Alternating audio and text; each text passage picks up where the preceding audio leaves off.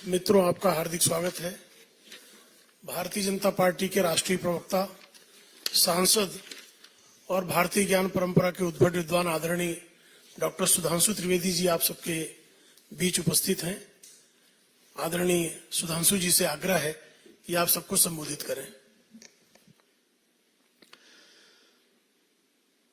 मित्रों, लोकसभा का चुनाव जो आगे बढ़ता जा रहा है, त्यों अपेक्षित रूप से सहज समझा जा सकता है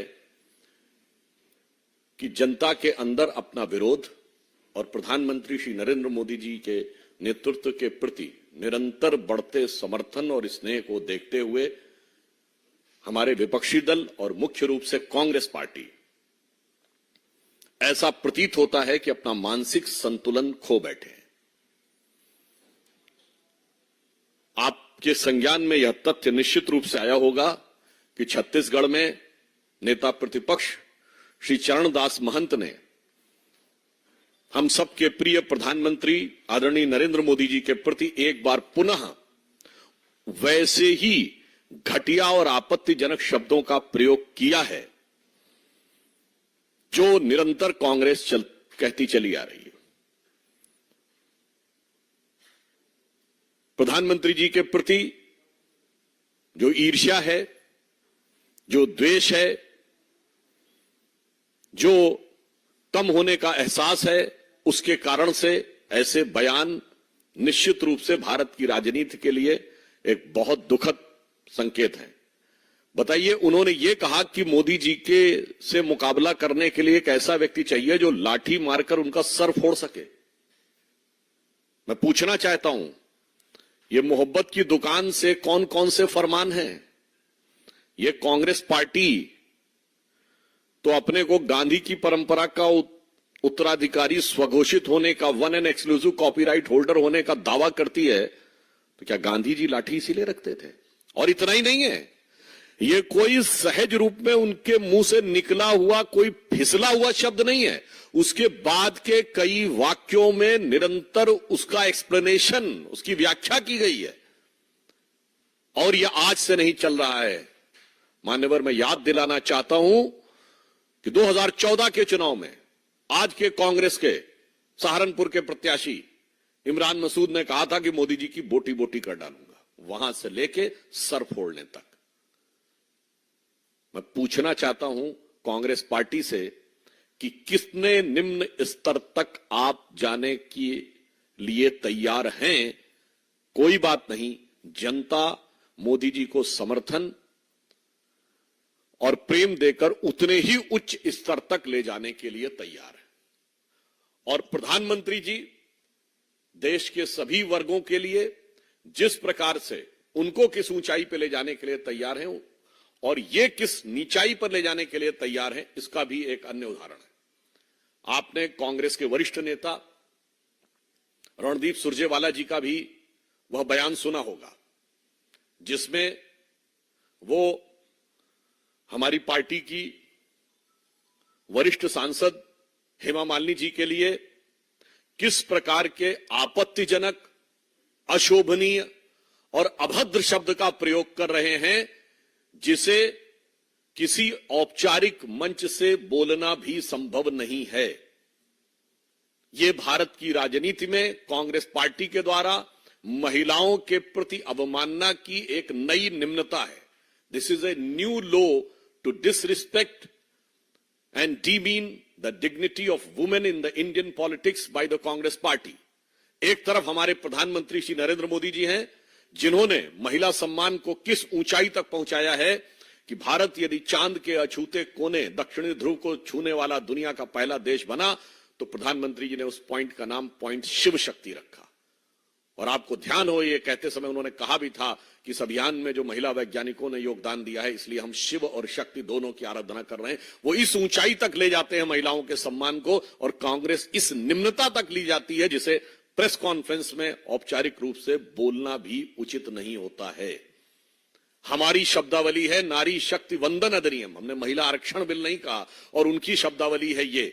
और मैं ये भी कहना चाहता हूं कि इसमें विषय सिर्फ रणदीप सुरजेवाला जी का नहीं है, यह विषय कांग्रेस पार्टी की एक व्यवस्थित और कुत्सित मानसिकता का है। महिलाओं के प्रति एक व्यवस्थित और कुत्सित मानसिकता का है। This is not just a मियर and isolated statement by a Congress leader, but A structured and well thought of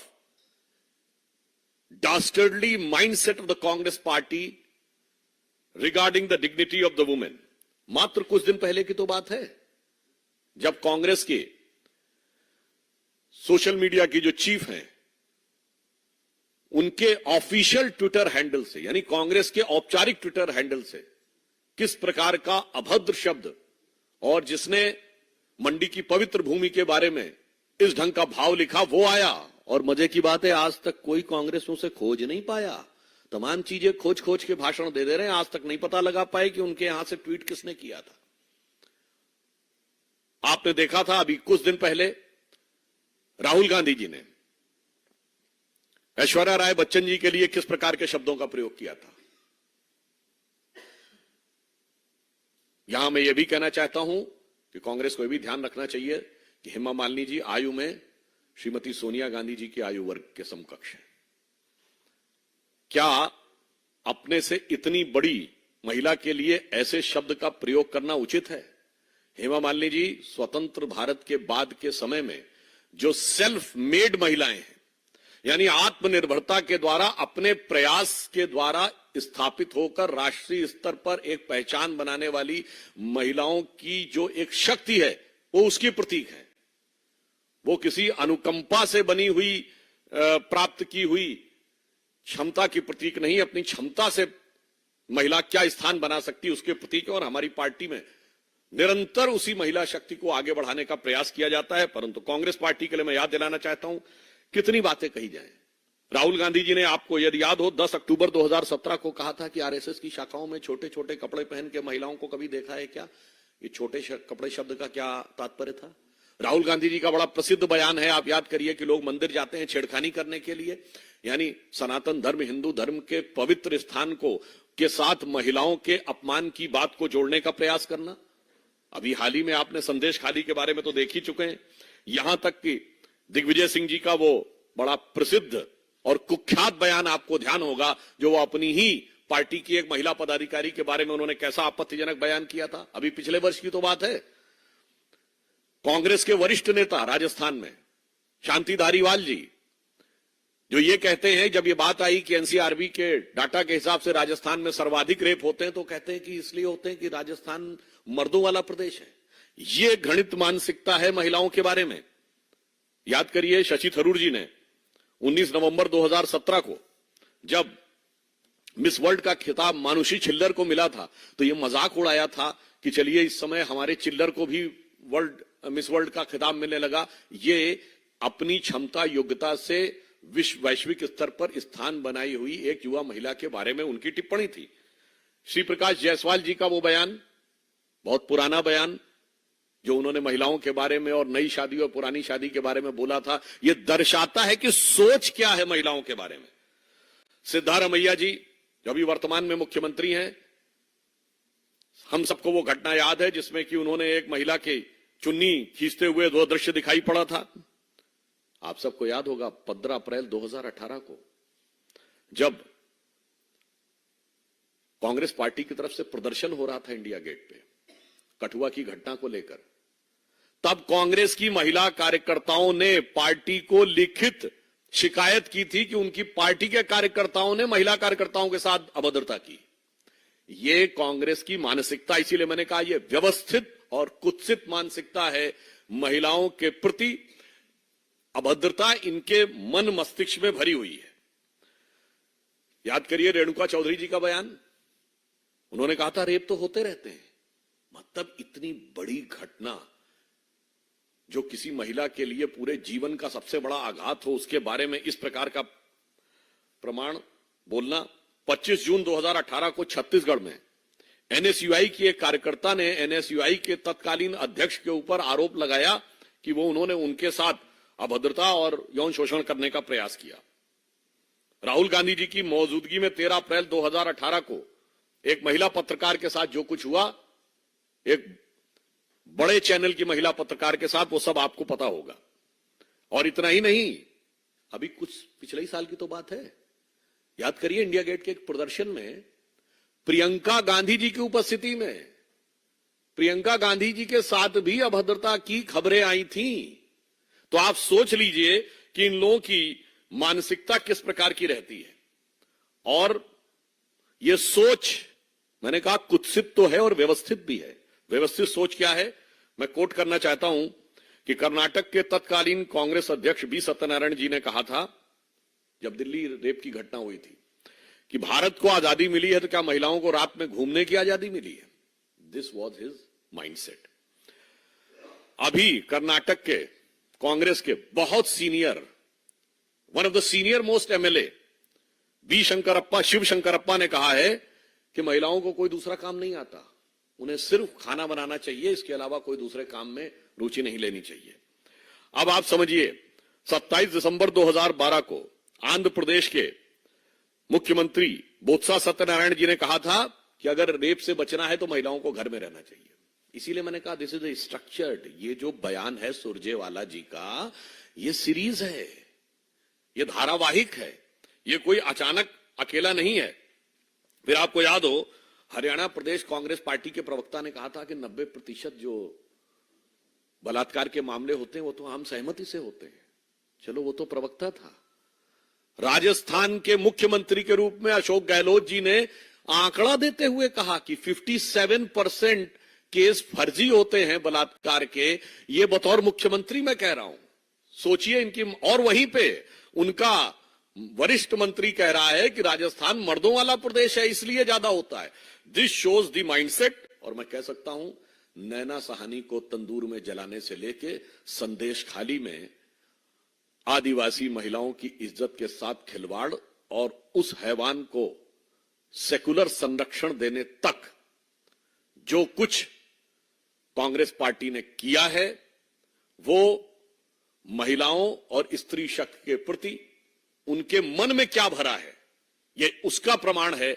सामने क्या दिखाना चाहते हैं वो बरबस मैंने आपको एक नहीं 1.5 दर्जन उदाहरण गिना दिए हैं, जिसके द्वारा यह स्पष्ट हो जाता है। और मैं यह भी बताना चाहता हूं, हम किसको मानते हैं? हम ये मानते हैं कि हम आदि शक्ति स्त्री का प्रतीक मानते हैं महिला को। वैसे तो एक दूसरे नजरिए से मैं कह दूं, इनको तो कहीं पर महिला शक्ति का उदाहरण आ जाए तो वो भी गले के नीचे नहीं उतरता है। फट से अगर कोई राजनीतिक हित दिखे तो किनारे कर लेते हैं। वंदे मातरम का जो पूरा गान था, जो पोर्शन कांग्रेस ने हटा दिया था, जो उनके यहां नहीं गाया जाता, हमारे विचार परिवार में गाया जाता, उसमें क्या लाइन है? अबला केनोमा तो बोले बहुदल धारणी रिपुदल वारणी, भुजये तुमिमा शक्ति शरीरे बहुते शक्ति, भुजये हृदय तुमिमा भक्ति। हम तो भुजा में शक्ति रिपुदल वारणी उस रूप में स्वीकार करते हैं, आपको स्वीकार नहीं होता है। इसलिए मैं कहना चाहता हूं, इस विषय के ऊपर देश की जनता इसे देखे और निश्चित रूप से जो अपमान और अवमानना की गई है, निरंतर की गई है, व्यवस्थित रूप से की गई है, उसका संगठित रूप से जवाब इन चुनावों में देश की जनता देगी, यह मेरा अनुरोध है। अब श्री प्रेम शुक्ला जी अपना विषय रखेंगे। मित्रों, बीते सप्ताह आदरणीय प्रधानमंत्री और आदरणीय विदेश मंत्री जी ने कच्छ तीऊ के संदर्भ में बयान दिया था। उस समय कांग्रेस पार्टी के तमाम नेता वृथा प्रलाप कर रहे थे। अभी कल ही कांग्रेस के नेतृत्व वाली इंडी अलायंस के नेता श्रीमान वायको ने तमिलनाडु में एक बयान दिया है, जिसमें उन्होंने कच्छ तीऊ के मुद्दे पर कहा है कि कांग्रेस ने तमिलनाडु के साथ धोखा किया है, दगा दिया है। स्वाभाविक तौर पर कांग्रेस के बारे में अब उनके गठबंधन के साथी ही, जिनको कांग्रेस अपना सगा कहती है, वो भी कह रहे हैं कि कांग्रेस ने तमिलनाडु को दगा देने का काम किया है। हम तो कहते हैं कि कांग्रेस ने सिर्फ तमिलनाडु को नहीं, पूरे देश के साथ जो है धोखा देने का काम और दगा देने का काम किया है। जिस तरह से कच्छ तीऊ जैसे एक द्वीप को कांग्रेस ने सिर्फ एक चट्टान मानने का काम किया और उसे सहजता से श्रीलंका को सौंप दिया, जिसका परिणाम तमिलनाडु के तमाम मछुआरों को आए दिन भुगतना पड़ रहा है।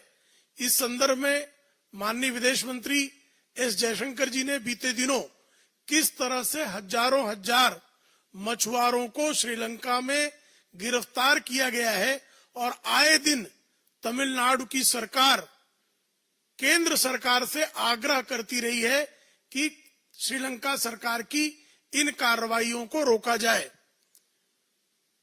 डीएमके ने और कांग्रेस ने मिलकर तमिलनाडु को धोखा देने का काम किया था। यह आदरणीय प्रधानमंत्री जी और आदरणीय विदेश मंत्री जी ने तो कहा ही। अब जब उनके इंडी अलायंस के साथी भी यह कह रहे हैं कि तमिलनाडु को धोखा देने का काम कच्छ तीऊ के मुद्दे पर हुआ है, तो अब कांग्रेस और उनके नेताओं को और तमिलनाडु के मुख्यमंत्री श्रीमान एमके स्टालिन को इस मुद्दे पर जवाब देना चाहिए कि कच्छ तीऊ के मुद्दे पर उन्होंने तमिलनाडु की जनता के साथ धोखा क्यों किया, यह स्पष्ट करने की आवश्यकता है। भारतीय जनता पार्टी जानना चाहती है कि इस धोखे का कारण क्या है, और जब आपके साथी ही आपसे पूछ रहे हैं तो अब तो आपको जवाब देना जरूरी है। आप लोगों के कुछ प्रश्न हो तो आप पूछ सकते हैं। वायको ने कहा कि तमिलनाडु को कच्छ तीऊ के मुद्दे पर कांग्रेस ने धोखा दिया और कांग्रेस तमिलनाडु को बारंबार धोखा देती रही है।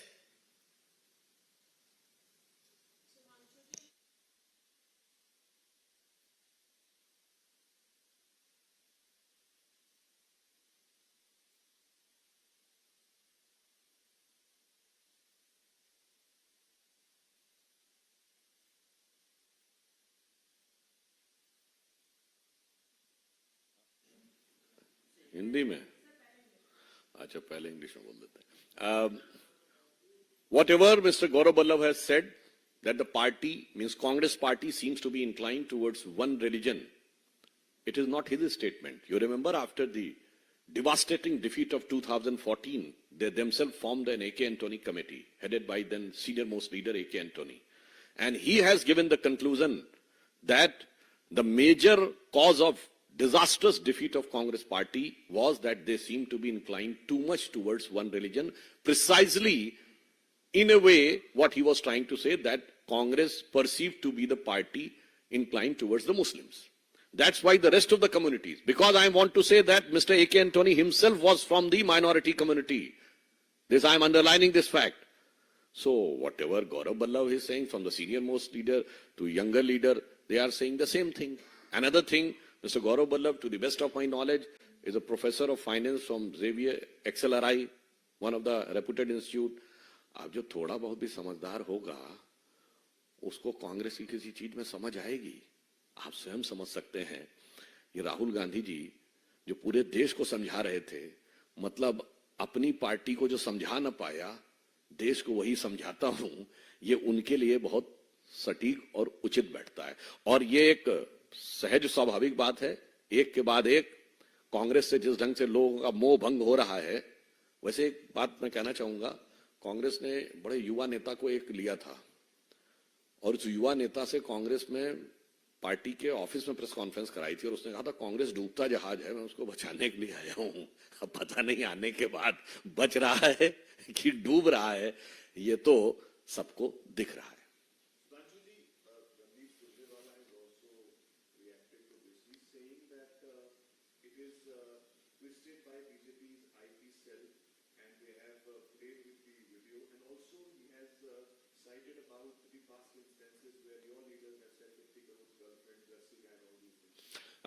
First thing, whatever the word, precisely the Hindi word which has been used, there cannot be any if and but about it. That is a very derogatory word, particularly when you use in the context of a woman. And I have already cited out, it's not the question of just one statement of Randeep Surjewala.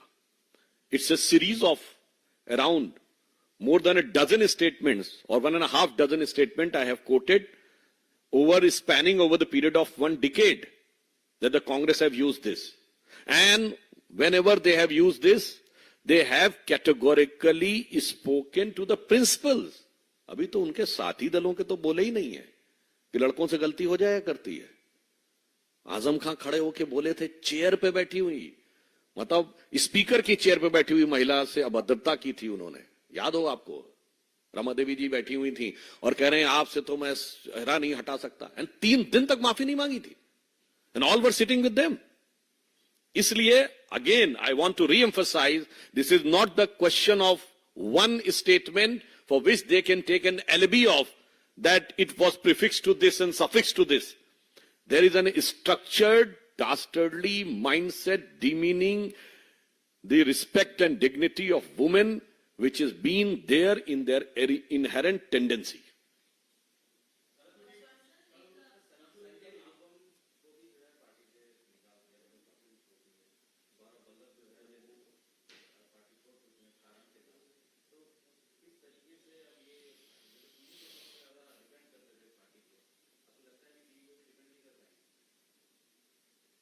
वैसे हम तो ये कहना चाहेंगे, आपको याद हो गौरव वल्लभ जी का एक बड़ा डायलॉग फेमस हुआ था ना, जीरो वाला, हमारे प्रवक्ता के साथ. अब वो जीरो क्या है उनको समझ में अब आया है. राहुल गांधी की संगत में जो रहेगा वो जीरो क्या है, वो जो थोड़ा भी समझदार होगा बहुत जल्दी समझ जाएगा. तो मुझे लगता है कि शायद उनको अब जीरो का अनुभव पूरी तरीके से हो गया हो.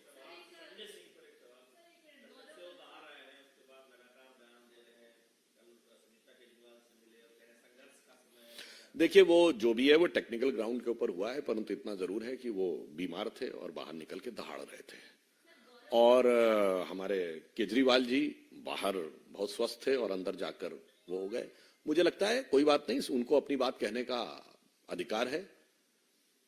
अगर वो रिहा होकर आए हैं, जो कोर्ट ने सब्जेक्ट टू रिस्ट्रिक्शंस लगाया है, उस रिस्ट्रिक्शंस के अंतर्गत वो जो भी बोल रहे हैं, चुनाव का समय, ये उनका लोकतांत्रिक अधिकार है. और जनता इस विषय के ऊपर गुण दोष के आधार के ऊपर विवेक के साथ निर्णय लेगी.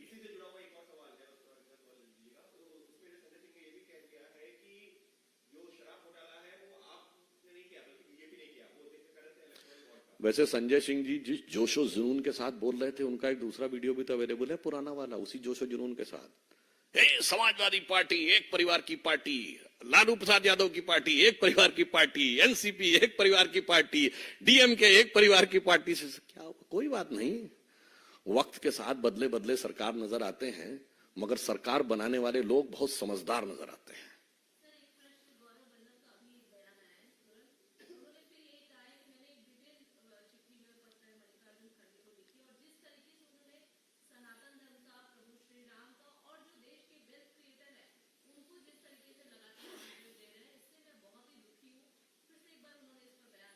देखिए, मैं कहना चाहूंगा कि कांग्रेस के साथ स्थिति यह है कि अभी क्या गौरव वल्लभ जी पे बोला जाए, क्या अन्य चीजों बोला जाए, अभी पता नहीं. अभी तो बहुत समय बाकी है चुनाव में. परंतु जो मुद्दे उठे हैं, ये कांग्रेस की जो राजनीतिक सोच है आर्थिक विषयों को लेकर, उस विषय के संदर्भ में उनके यहां आर्थिक विषयों के जानकार क्या सोचते हैं और राहुल गांधी बाहर आकर क्या बोलते हैं, उसका जो विरोधाभास है वो इस बात से जरूर स्पष्ट होता है. यानी राहुल गांधी की आर्थिक सोच जो वो बहुत उग्रता और आक्रामकता के साथ आकर बोलते हैं, मुझे लगता है कि उसकी वो पंचर होती हुई दिखाई पड़ती है इस प्रकार की बात से.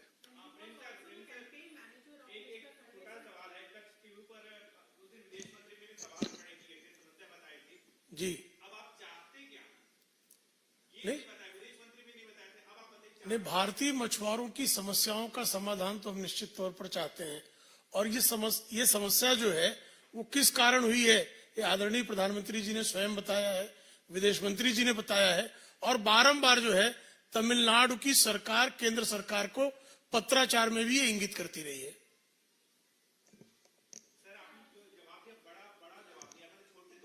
नहीं भाई करो, भारतीय देखिए, उस द्वीप को, कच्छतीव को आपने जब श्रीलंका को सौंप दिया, उसके कारण ही तमिलनाडु के भारतीय मछुआरों को समस्याओं का सामना करना पड़ रहा है.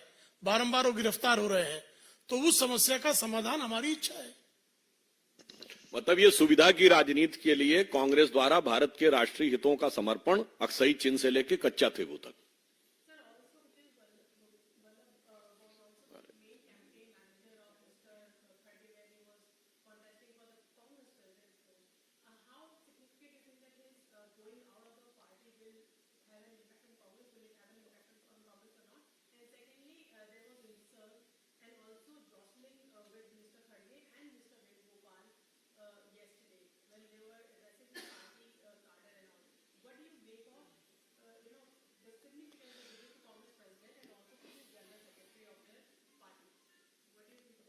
देखिए, मुझे लगता है कि we are discussing too much on Congress party, और अभी तो उसके अंदर क्या क्या निकलेगा तो एक ही लाइन में समराइज कर देता हूं।